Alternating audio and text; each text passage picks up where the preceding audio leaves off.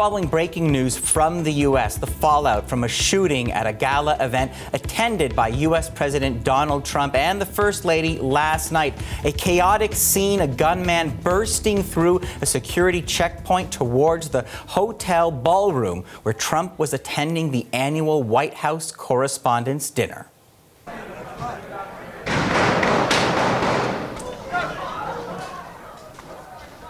This is the moment gunshots rang out. You can see guests having their photos taken, running for cover, not knowing where the shooter was.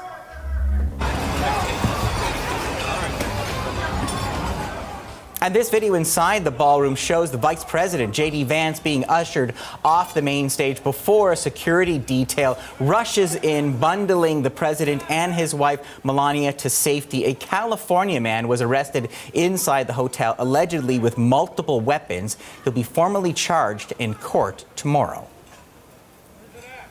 President Trump has taken to social media today to speak about the dramatic events of last night. In it, he thanked the Secret Service and law enforcement, and he argued the case for the new $400 million ballroom at the White House as a safe venue for gala events involving the president.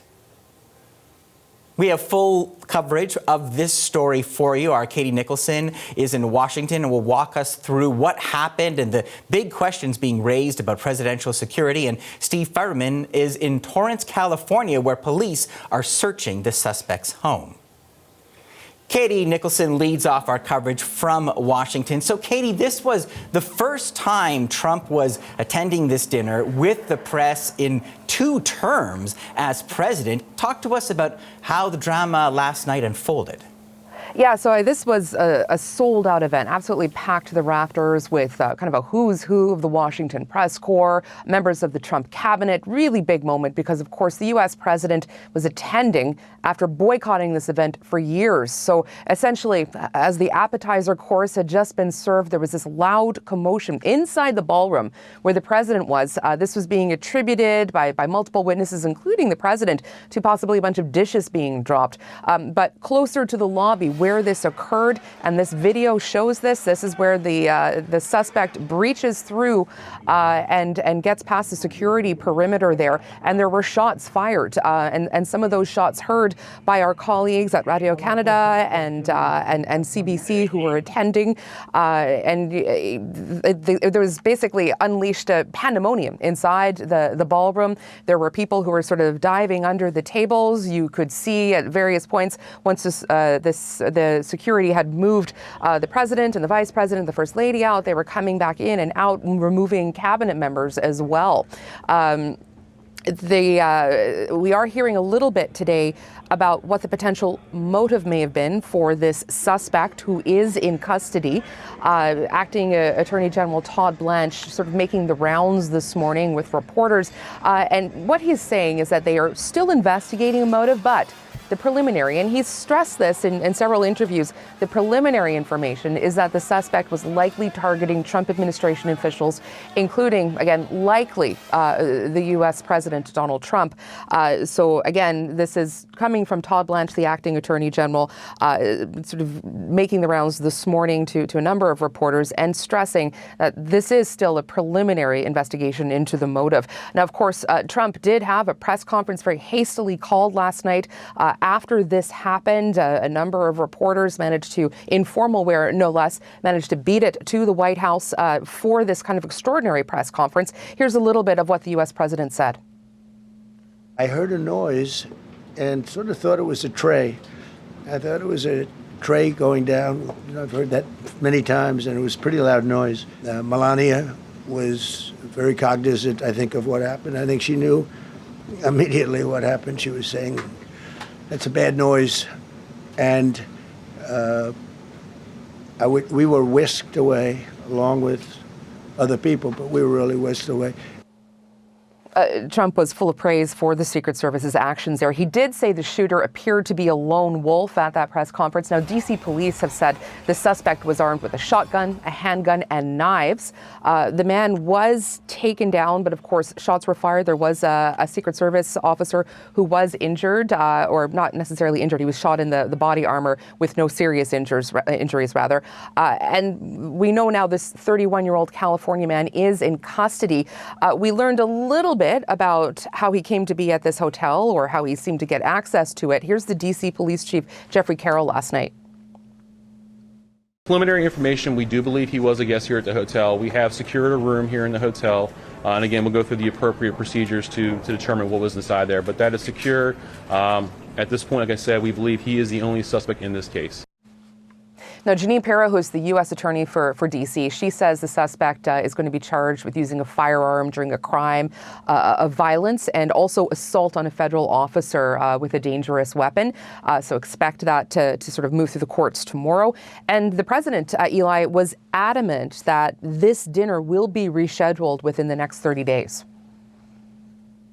Far from the first time, Katie, that a gunman has gotten quite close, dangerously close to the U.S. president. Can you talk about those other incidents and now the questions that people are asking about security around the president? Yeah, so just think back to 2024 when Trump was on the campaign trail. There was Butler, Pennsylvania back in July of that year. That's when he was shot at by a man who was on the roof. Trump was on a stage. You see that dramatic dive down of the Secret Service on top of him, that pylon whisking him away. And that's where that moment came from, where the blood was trickling kind of down his face and he put his fist in the air, that fight, fight, fight image that became kind of key to that campaign. And then there was an incident in September of that year at the Trump International Golf Course, and that's where Secret Service spotted the glint of what they believed to be a rifle in the bushes, which led, of course, to the arrest of another individual. So Secret Service around this incident, and there's a lot of criticism about how did this person manage to breach through this supposedly secure checkpoint. But the Secret Service is pushing back a little bit here.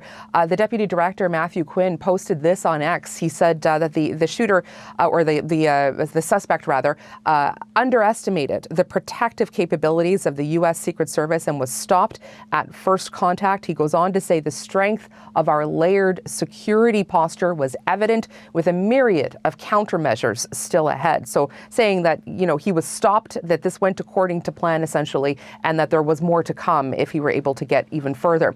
Now, Eli, this comes just ahead of a major event here, the royal visit of King Charles. So in the wake of this incident, UK officials are also speaking about security concerns about the royals. The UK officials from Starmer's office essentially saying that they have been working closely with the US on security for King Charles. And we do have a statement from Buckingham Palace that came out today as well. And the palace obviously aware of what has happened and has noted that there are ongoing discussions about how this may or may not impact aspects of the King's visit.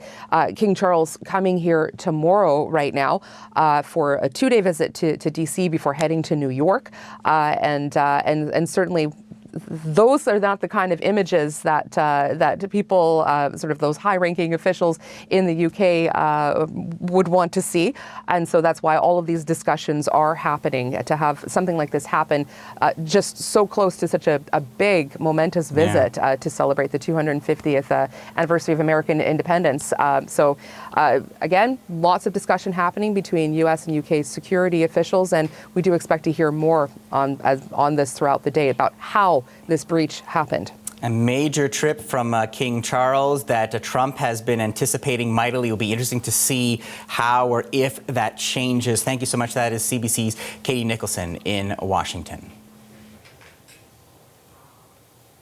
The suspect has been identified by law enforcement as a man living in a suburb of Los Angeles. Investigation is now underway at his home, and that is where we find journalist Steve Futterman just outside the residence. He joins us now. So, Steve, talk to us to see. It's now daylight there in Los Angeles. What are you learning about the suspect? Well, Eli, we know his name. His name is Cole Thomas Allen, 31 years old, very educated young man.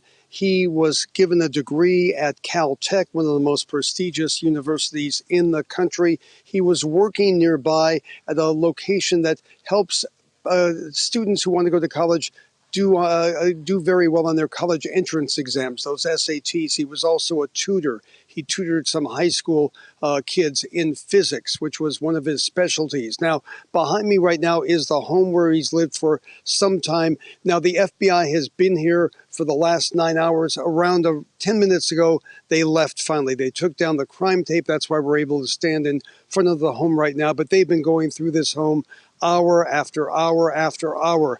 Let's take a listen to someone who knew Alan, who knew him as a teacher and instructor. This is one of the students who was tutored by him. His name is Jason Moses. He talked to us last night.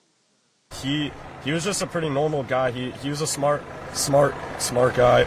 Excuse me. You know, I don't know, he was a little quirky, but it's nothing that, you know, you would not expect him to, I guess, you know, do the thing he did tonight. But yeah, he seemed like a very ordinary person, you know. It's just, I don't know. You never expect it coming from this guy. He was a nice guy. And we asked Jason Moses if politics were ever discussed. Never came up, he said.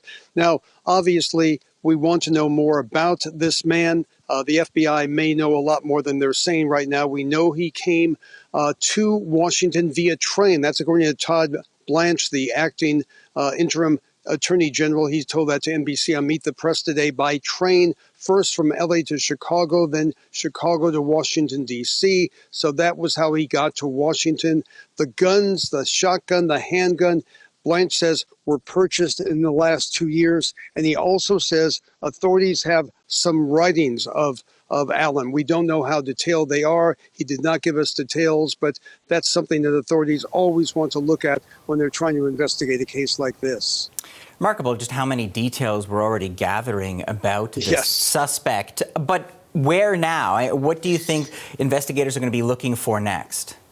Well, they may have gotten a treasure trove of information inside this home. We saw them with cameras taking pictures indoors, outdoors, going in and out.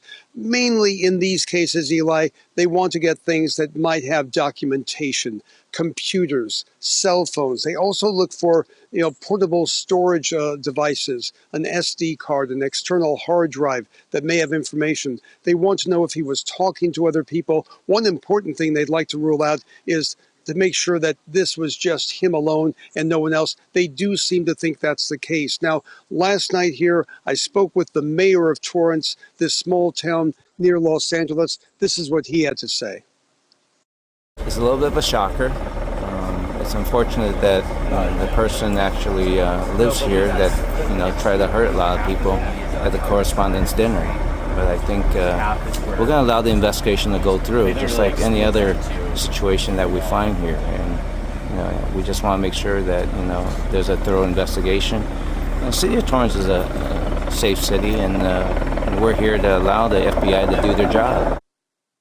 And that's what they're doing. Quickly, Eli, Todd Blanche this morning has spoken briefly about motive. He says it appears that he was out to get either Trump administration officials or perhaps the president. That goes along with media reports we heard overnight as well. That is journalist Steve Fetterman in front of the suspect's home in Torrance, California.